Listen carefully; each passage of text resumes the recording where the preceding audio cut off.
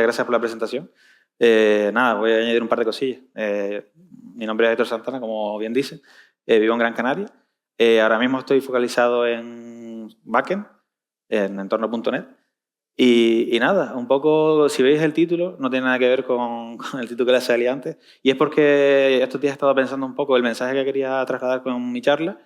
Y creo que va acorde un poco más con lo que es el objetivo, ¿no? Entonces, el título actual es Clean Code en la era del bytecoding, sin perder la cabeza ni la arquitectura. Entonces, ahora veremos un poco el porqué y cuál es el objetivo, qué es lo que yo quise transmitir. Y va a ser un enfoque muy práctico, es decir, es un poco mi experiencia con esto, de cómo yo me metí de lleno en todas estas herramientas y con un ejemplito que ahora veremos un poco, ¿no? Entonces, bueno, a ver. Seguramente habréis escuchado por todos lados el término bytecoding. El que definió esta terminología, Andrés Karpathy, lo dijo con esta frase, es decir, simplemente dices cosas y pasan cosas. Entonces, bueno, esto puede sonar como muy demoledor, ¿no? Suena muy futurista. Y yo me planteo con esto de, ¿realmente esto quiere decir que sobramos nosotros como desarrolladores? ¿En qué punto queda la ingeniería, no? Además, también un poco en el equipo en el que estoy, hay muchas personas que a lo mejor no están tan familiarizadas con estas herramientas o con lo que está surgiendo, siempre surgen los mismos comentarios de la IA nos va a quitar el trabajo. Es decir, nosotros vamos a pasar a un segundo plano, dejarán de existir muchos empleos de programación.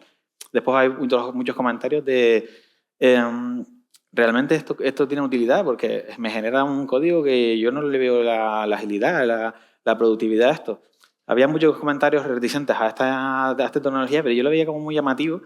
Y yo hasta ese momento simplemente había pues lo típico que a lo mejor todos empezamos, ¿no? Que es el copilot, te completa el código, el chat, tú le vas pidiendo cositas y te vas haciendo cosas. Pero quería profundizar porque sabía que esto tenía mucho más potencial. Estaba empezando a surgir Claude en ese momento, el cómo programar con agentes y demás. Y yo creo que era un momento para profundizar, ¿no? Así que yo lo quise poner en una prueba. Entonces, mi caso de uso era bastante sencillo. Yo tenía una web personal mía en la que pues, tenía un poco quién soy, mis proyectos, lo que es mi experiencia, un blog, una parte de las charlas que he hecho. Y la verdad, hacía tiempo que no la tocaba, la tenía como un poco abandonada y quería darle como un toque, ¿no? Entonces dije, bueno, qué mejor proyecto que mi propia web personal para profundizar en esto, en el trabajo con agentes y con IA, ¿no? Entonces, bueno, mi misión, yo tenía el blog hecho en Astro y quería, pues, redefinir todo lo que es la UI. Entonces, ahora mismo, en las mejores herramientas que hay y con las que funciona mejor a la hora de hacer frontend es el código hecho en React y en concreto en Next.js. Entonces, como quería velocidad, pero también quería mantener un poco los estándares de calidad que yo había definido en el anterior proyecto, pues dije, bueno, vamos a utilizar Next, que la IA va a tener mucha más familiaridad y va a ser mucho más ágil, que es una de las partes que yo quería, ¿no? Demostrar esa agilidad y esa velocidad. Entonces, yo quería un diseño minimalista, moderno, luego veremos la diferencia de lo que tenía y lo que hay ahora. Y entonces, pues nada, me puse un poco a ver qué herramientas podía utilizar, con las que tenía más familiaridad y pues un poco plantear la idea. Entonces, yo dije antes al principio que últimamente estoy en proyectos de backend con .NET. Entonces hacía un montón que no tocaba nada de frontend, nada de CSS, nada de Tailwind. Y yo sabía que esto iba a ser un desastre. Entonces, como tampoco tenía mucha idea nunca he sido muy bueno haciendo UI y UX, pues esto me iba a venir genial. Como decía, el porqué de Next.js, pues bueno, si voy a usar IA para generar UI, necesito la herramienta en la que mejor funcione. Y ya digo, a día de hoy Next tiene un ecosistema bastante potente de librerías. Además, con la herramienta que explicaré luego, pues también tiene un gran soporte con SAT-CDN, FrameMotion, no sé si alguno de aquí es frontend, pero bueno, si sois, le sonará cosilla. Y bueno, que al final este ecosistema para mí era como el más fácil de generar y como el que más velocidad me iba a dar. Entonces, una vez este planteamiento, decidí montar un equipo con 3 herramientas distintas. Por un lado, Gemini, que iba a ser un poco el arquitecto, el que me va a planificar a alto nivel un poco qué es lo que yo quería y qué es lo que es el diseño que yo quería implementar. Yo no sabía en ese momento qué es lo que quería, es decir, en cuanto a visualmente. Sí que es verdad que quería algo sencillo, algo que fuera muy visual y tal.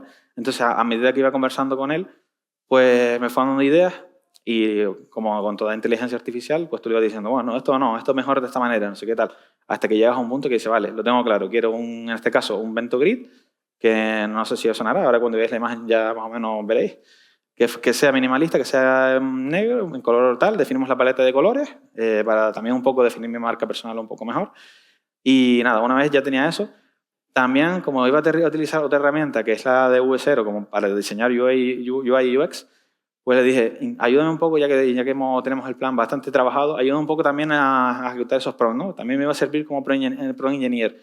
Entonces, el V0 es la herramienta de Vercel, que es un poco el maintainer de Next.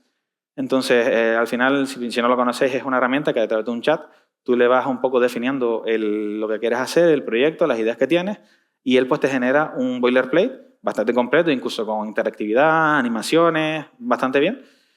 Y claro, eso te genera código JSX o código de Next.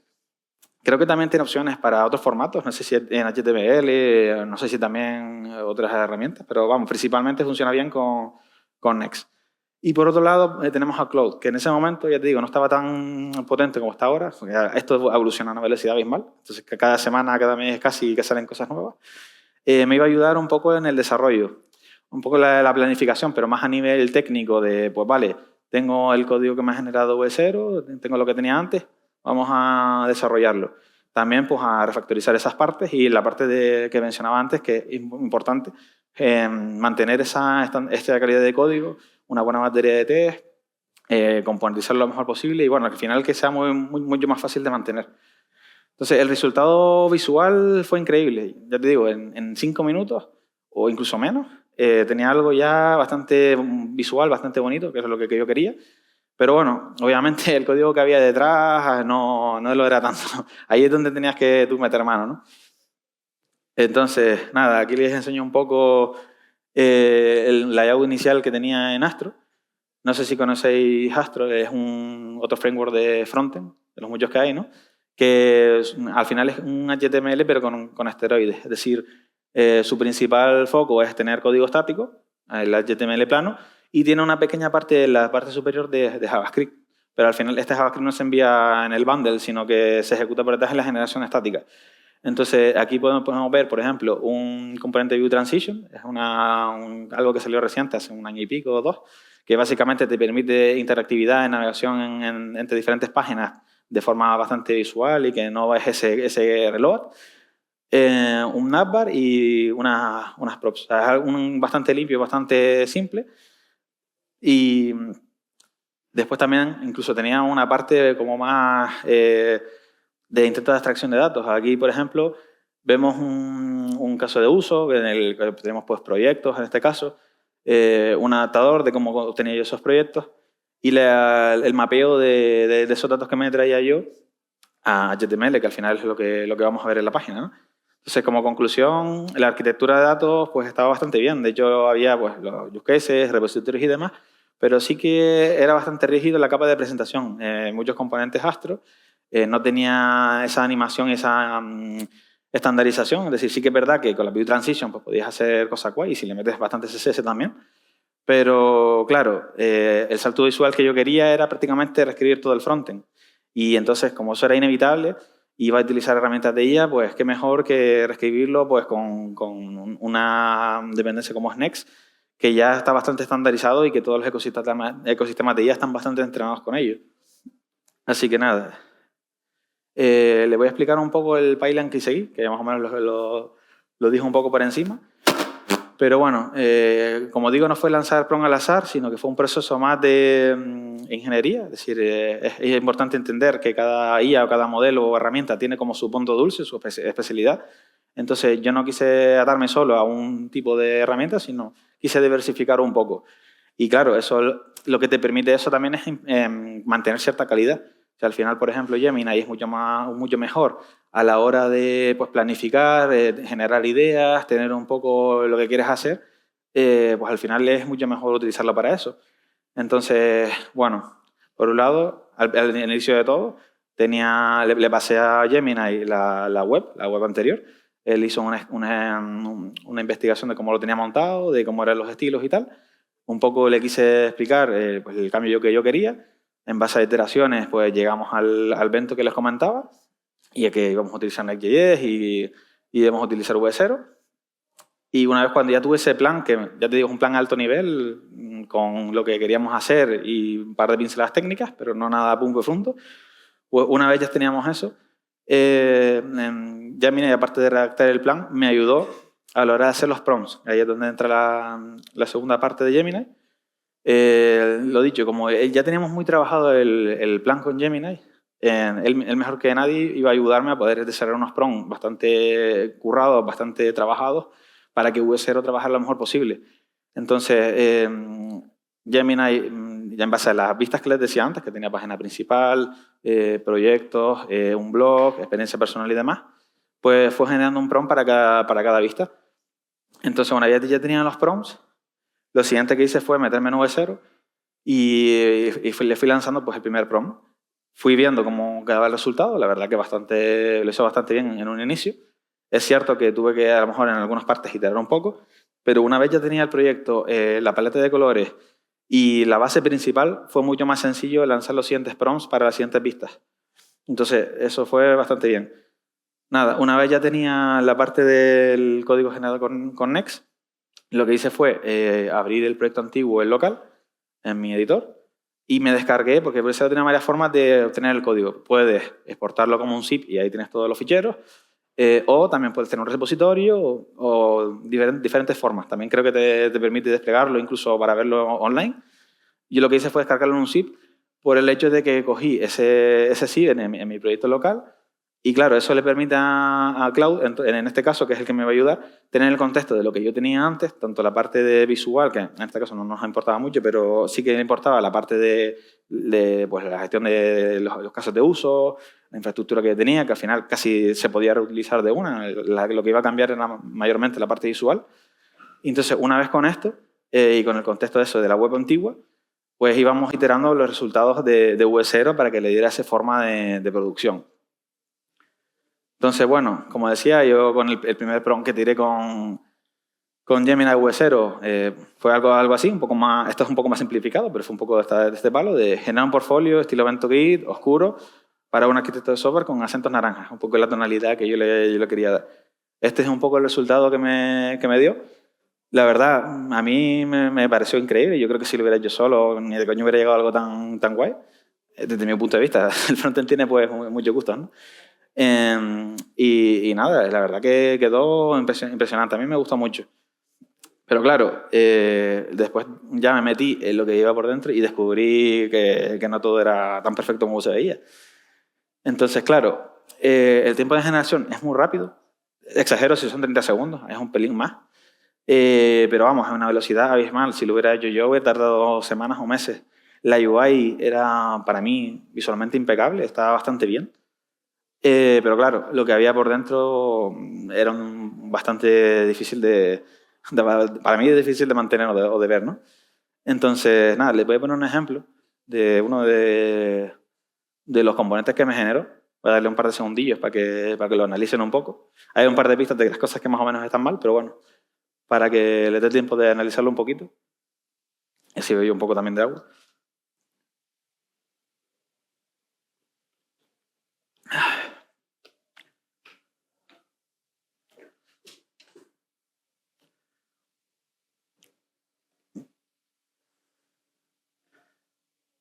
Bueno, vamos a analizarlo un poquito. Bueno, por un lado, una de las cosas que tiene esto aquí es el tema de datos hardcodeados. Es decir, si quiero escribir un post nuevo o otro tipo de artículo, lo que sea, pues el tenerlo así me va a obligar a tener que meterme aquí, reescribirlo y volver a relanzarlo, con lo cual es un poco difícil. Luego también aparte no tiene props, lo cual eso va a hacer que la reusabilidad sea pues difícil. Es decir, si no tienes un contenido dinámico que puedas tú ir parametrizándolo, pues al final va a ser difícil que lo puedas mantener en el proyecto. Además, el estado es fijo. No hay un cambio de, pues, yo qué sé, si quiero tener el último post o si quiero que este esté inactivo, que si quiero que se filtre por lo que sea, esto no me lo va a permitir. Además, también otra de las cosas que vemos aquí es el tema de que a ver, este componente está mal hecho, ¿no? Pero si fuese un componente estático, tener use client arriba no me va a ayudar en nada, porque al final, si yo quiero un componente estático, no me hace falta que se mande al cliente. Entonces, bueno, si nos damos cuenta, el bytecoding es genial para prototipar, de 0 a 1 va muy bien, pero de Reader para mantener de 1 a n.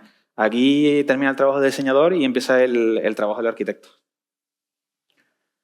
Entonces, voy a explicarles un par de casos que me fueron pasando a medida que iba tirando, unos por parte de V0, otros por parte de Cloud. En este caso es un tema con V0.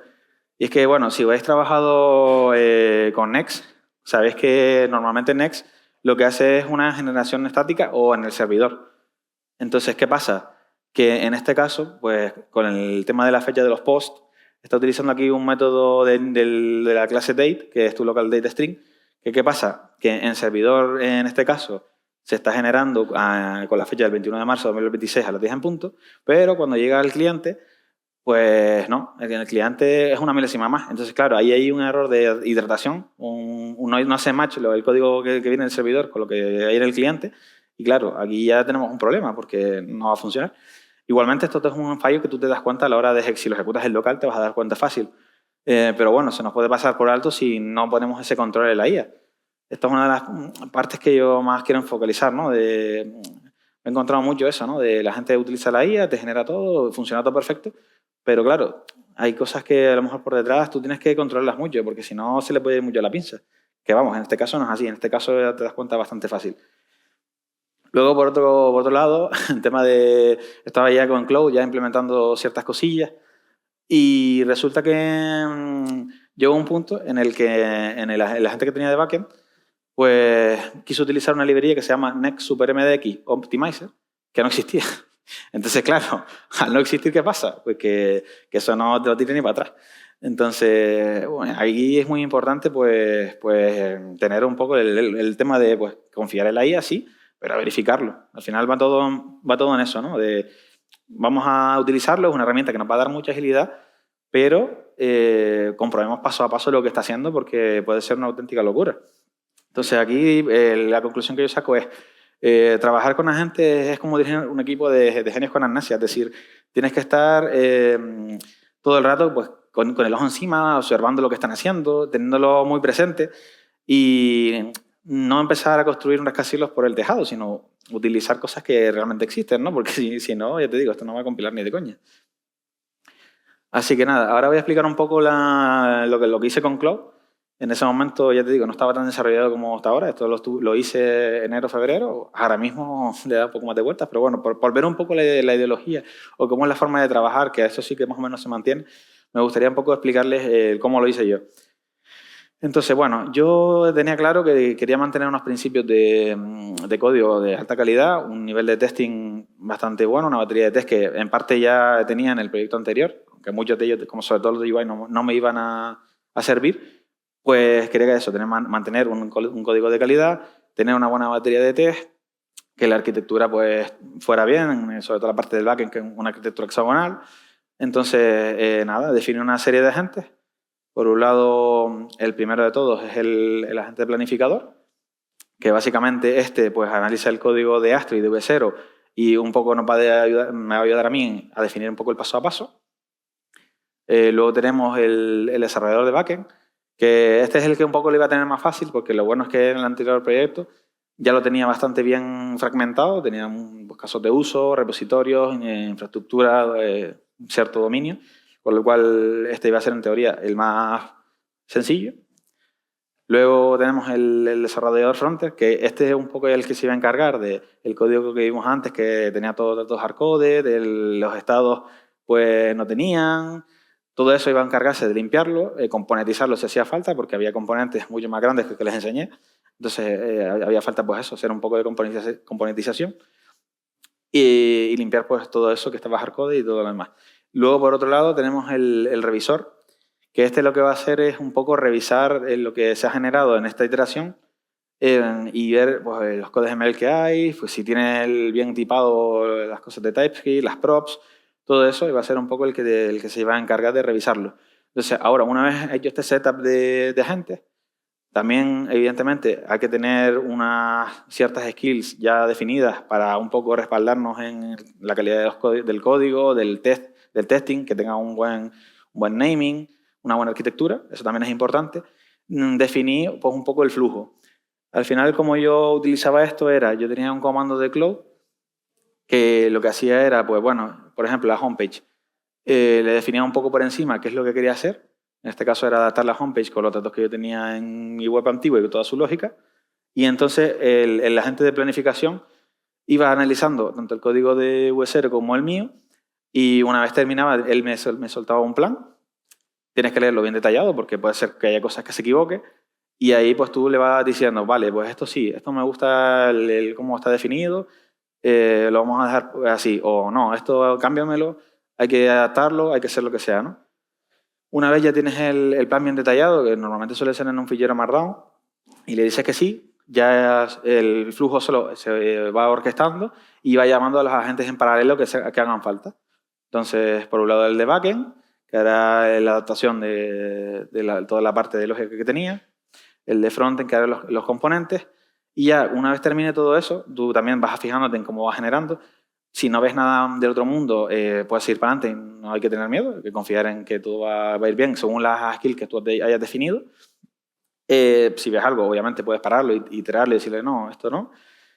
Y ya cuando lo tienes, lo que pasa es automáticamente al agente revisor. El agente revisor un poco lo que va a hacer es todo esto que ha generado, los ficheros nuevos, todo lo nuevo, lo va a analizar y, como decía, va a revisar esas partes que yo he definido en el código que tienen que ser de esta forma, que si cumplen o no cumplen, unos ciertos estándares. Y cuando termina, lo que te va a generar es otro Markdown con, pues, ha pasado la implementación con los estándares de calidad, perfecto. O no lo ha pasado, te voy a decir las cosas que son más preocupantes, las que sí o sí tienes que volver a iterar, o las cosas que puedes dejarlo así, pero ojo que aquí esto se puede complicar. Entonces, una vez termina ese flujo, tú puedes volver a iterarlo. La idea de esto es que sean iteraciones rápidas, que cumplan unos mínimos estándares, para que tú puedas seguir trabajándolo si es necesario con la revisión del que te ha hecho el revisor. Entonces llegas a un punto en el que ya más o menos el código ha quedado bien, pues ok. Igualmente, yo cuando terminaba, lo que hacía era leer bien la revisión, porque a lo mejor hay ciertos puntos que yo sí que tenía que ver. Eso no quita que los humanos, es decir, tú tienes que igualmente analizar los ficheros por si hay algo que se te ha escapado. En caso de que se haya escapado algo, lo bueno es que tú puedes iterar tu configuración. Es decir, si a lo mejor se te ha escapado un nombre que a lo mejor no concuerda con los estilos, pues puedes ir a la skill correspondiente, lo adaptas y ya en la siguiente iteración lo normal es que no ocurra. Entonces, es un proceso muy iterativo. La configuración inicial nunca va a ser la perfecta.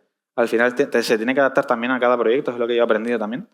En mi caso, pues como era algo bastante sencillo y ya también estaba bastante masticado, pues no tuve que cambiar gran cosa en realidad. Pero a lo mejor en otros proyectos, pues sí que esa configuración inicial hay que adaptarla bastante. Entonces, ya digo, la verdad que la experiencia fue bastante bien y salió bastante guay lo que generó. Entonces, bueno, veamos un ejemplo práctico de lo que surgió. Este es un poco el componente que les enseñaba al principio, y en el otro lado vemos un poco el resultado de cómo quedó. Si nos damos cuenta, hemos sacado un tipo explícito para las props, lo cual viene súper bien. En este caso pues tiene un Slack porque es con componente dinámico, un título, una pequeña descripción y un tag, porque al final es un artículo, ¿no? de blog.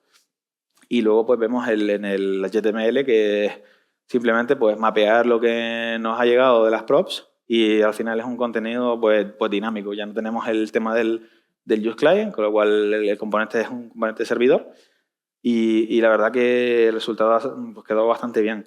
Ahora el componente, pues bueno, le da igual si el post es de Spring, si es de .NET, es lo bueno que tiene que sea dinámico. Vale, por otro lado tenemos aquí la parte de arquitectura hexagonal, el use case, que bueno, al final es crear un caso de uso agnóstico, anexa, cualquier tecnología, que eso es lo bueno que tiene. Prácticamente fue cogerlo de un lado y pegarlo en el otro. Aquí vemos pues eso, el caso de uso de obtener todos los posts. Tenemos inyección de dependencia, entonces en este caso en el antiguo blog yo lo que tenía era leer los contenidos a través de MDX. Entonces, la implementación en concreto en este caso iba a ser de leer ficheros MDX en el propio servidor. Y nada, lo único es leer ese contenido de los ficheros y mapearlo al tipo que nosotros esperamos devolver en el HTML. Entonces, nada, eso al final es lo que te da la versatilidad y el mantener unos estándares de calidad. Luego, por otro lado, aquí tenemos un container, que es donde se va a definir la inyección de dependencias. Entonces, esto lo que me va a permitir es cambiar fácilmente entre diferentes implementaciones. Como decía, yo tenía una implementación en MDX, que fue lo que primero que se adaptó al proyecto de Next. Pero después de eso, también dije, bueno, ya que estamos, ¿por qué no hacer una en Notion? Eso también me iba a permitir tener una implementación de CMS mucho más potente. Es decir, ya no tenía que estar a lo mejor desplegando manualmente para meter un nuevo fichero, un Markdown y tal, sino podía perfectamente escribir en mi Notion, en mi base de datos de Notion, el contenido que yo quisiera y prácticamente esto se publica solo y es bastante mucho más fluido. Entonces, bueno, a través de esta variable de entorno, pues, por ejemplo, el local, que a lo mejor no necesitas tanta conexión de red o lo que sea, pues puedes utilizar el MDX y ver cómo funciona y también tener la implementación de Notion a través de una variable de entorno. Y nada, una nota así que técnica, decir de que esto no es una implementación de container per se, de inyección de dependencias, es más bien un patrón factory, pero bueno, que para el caso de que nos llevaba, tampoco era necesario una complejidad muy grande. En realidad, con esto ya nos valía para lo que queríamos, que al final es tener una abstracción bastante buena y que nos permita pues, cambiar de tipo de implementaciones. Y eso, los casos de uso, lo importante es que no saben de dónde vienen los datos. Al final es lo interesante de esto. Aquí vemos un poco el resultado final. Esta es la homepage, cómo queda.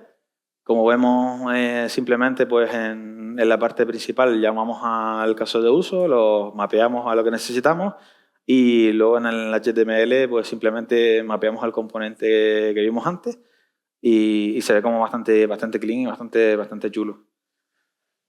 Bueno, la estructura del proyecto, para ver un poco cómo quedó a nivel de carpetas, que también es interesante. Si sois frontend y tal, conoceréis la parte de aquí, es la parte que tiene Next, el patrón de AppRouter.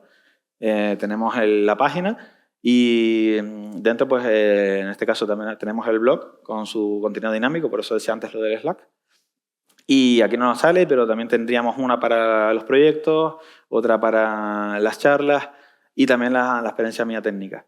Luego, por otro lado, quedó separado los componentes de UI que me había generado V0, que un poco son estos componentes de SAT-CDN autogenerados, que sí que son importantes para la parte visual, pero al final no tienen lógica de nada y simplemente es pintar y ya está. Me los puse en una carpeta evento, como yo en el contexto, a través de los prompts con Gemini, pues lo hice, él sabía que iba a ser un evento grid, pues al final me lo puso así. Y luego la parte que ya decía yo, que es la que yo quería sobre todo mantener la calidad, que es la parte de lógica, un poco lo que viene a ser el backend, que en este caso no es una arquitectura hexagonal pura, sino más bien es separada por bonus context. En este caso vemos la parte del contenido. Hay otras partes, pero bueno, sería un poco esa estructura, ¿no? Dentro ya sí veríamos el dominio, que ahí tendríamos todas las interfaces, todos los repositorios y demás. La aplicación, donde pues tienes los diferentes use cases, como el que vimos antes, y la infra, en la que pues, en este caso tendría pues, la implementación de MDX para obtener los posts y la de Notion. Entonces, el balance final que yo hago aquí es, sí, la IA me ahorró bastante tiempo, la verdad. El resultado no sé si lo tuve en días o 2 o 3 días fueron, creo. Pero de esos 2 o 3 días en los que estuve yo trabajando, iterando y demás, la gran mayoría fue revisando código y refactorizando y corrigiendo lo que la IA generó. Entonces, el ahorro no es brutal, pero no es gratis. Es decir, el bytecoding es ingeniería, o sea, sin ingeniería detrás es como si no hicieras nada. Bueno, ahora me gustaría sacarles un par de tips que en mi experiencia pues creo que saqué como conclusión y que a mí me parecen interesantes que tenerlos en cuenta. Entonces, por un lado, no sé, este es el primer código que funcione. Es el principal error que he visto en todos lados. Sobre todo ahora que se está metiendo mucho en equipos poquito a poquito de estas tecnologías. Que a mí en concreto me pasó un caso de que tuve que hacer una feature detrás de alguien que pues, había empezado a utilizar esto y se notaba que sí funcionaba y tal, pero después a mí me costó meter lo que yo quería porque tenía que ver con lo suyo y tuve que rehacer los test, tuve que hacer muchas cosas y claro, es normal que pase al principio porque estas herramientas son muy nuevas, pero hay que tener mucho cuidado y no aceptarlo tal cual, porque si no, por ejemplo, en mi caso, cada post nuevo sería un redespliegue. Luego, la arquitectura es tu escudo contra las alucinaciones, como veíamos antes. Es decir, si tienes una capa de dominio bien definida, una buena infraestructura, una buena aplicación, todo eso, que ya le da una potencia bastante brutal. Es decir, la IA al final es IA generativa. Si tú tienes el código sin ese cuidado, cuando vuelvas a iterar y a meter cosas nuevas, va a seguir siendo lo mismo, o sea, va a generar el mismo estilo de código. Entonces, la IA funciona muy bien y mucho mejor cuando ya tienes el código de esa forma. Entonces, si tú haces una primera iteración, cuidas bastante la calidad, tienes una buena batería de test que realmente testeen tu lógica de verdad, tu lógica de negocio, todo lo que es lo importante de la aplicación. Luego, cuando implementes nuevas funcionalidades, yo en este caso, cuando implementé nuevas páginas, iba todo mucho más rodado. Prácticamente no se equivocaba, no alucinaba. Evidentemente, siempre tienes que tener control, pero bueno, que eso lo vas a detectar al instante. Al final, si tú ves un código que te genera y te choca mucho, sabes que no estás cumpliendo con lo que tú has definido de los estándares de calidad, ¿no?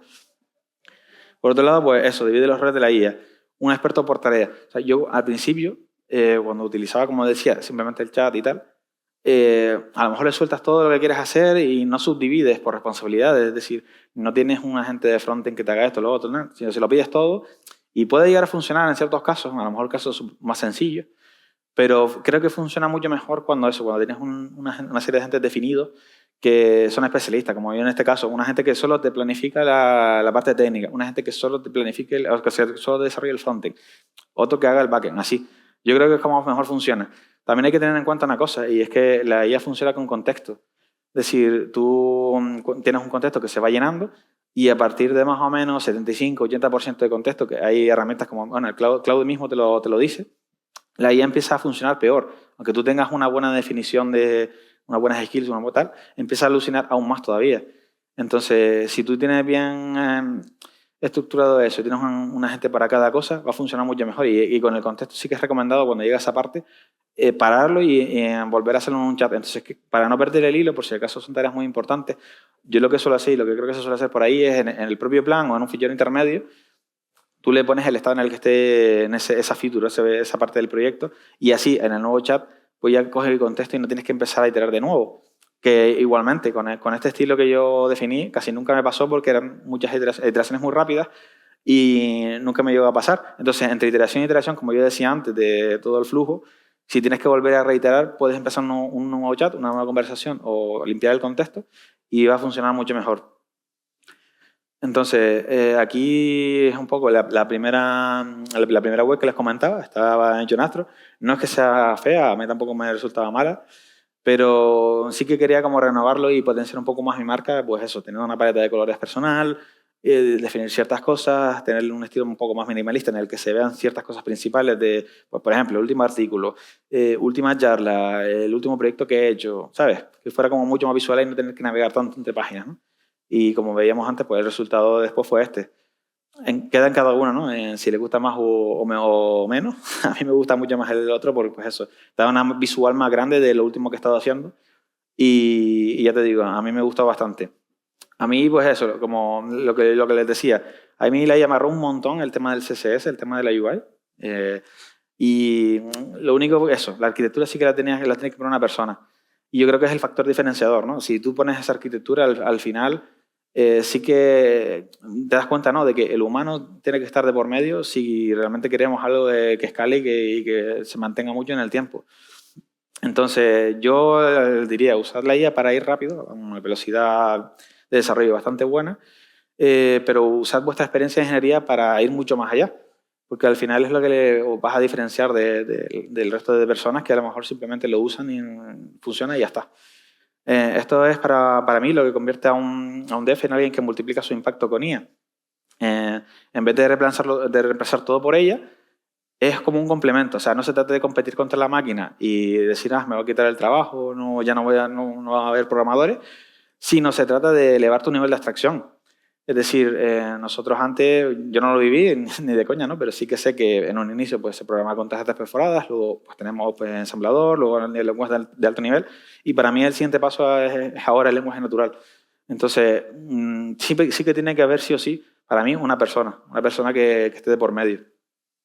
Entonces, aquí tenéis un QR en el que tenéis las redes que tengo por si queréis estar en contacto. También mi web, por si la queréis analizar más en concreto y en detalle y navegar un poco por ella.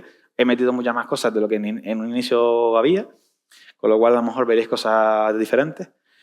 También, otra cosa importante, he puesto también recursos. A nosotros en Lima, en la empresa en la que estamos, ahora mismo estamos con un curso que un poco enseña este flujo de trabajo, más o menos. No igual, al final esto ha sido cosecha mía, ¿no? Pero te enseña un poco a manejar esas herramientas de IA y tú puedes saber utilizarlas y ser parte de lo que es la ola. Así que ahí tenéis el enlace del curso de Lima, por si queréis apuntaros o lo que sea. Y por otro lado, también recursos gratuitos como Moure hizo hace tiempo un curso bastante potente con otros desarrolladores, que también a mí me pareció bastante completo. Y un pequeño vídeo también de Alan, un ponente también que hubo antes de la mañana, por si queréis complementar. Y nada, no olviden un poco puntuar la charla, dejar preguntas. Me va a absorber bastante tiempo, así que me gustaría también un poco escuchar experiencias o lo que vosotros pensáis respecto a esto. Más que me pregunten ustedes, también les pregunto yo a ustedes si lo habéis utilizado, cuál es vuestra experiencia, tenéis miedo con esto. Así que guay, si me dejáis alguna pregunta, perfecto. Y nada, muchas gracias a Codemotion por la oportunidad y gracias a todos por asistir.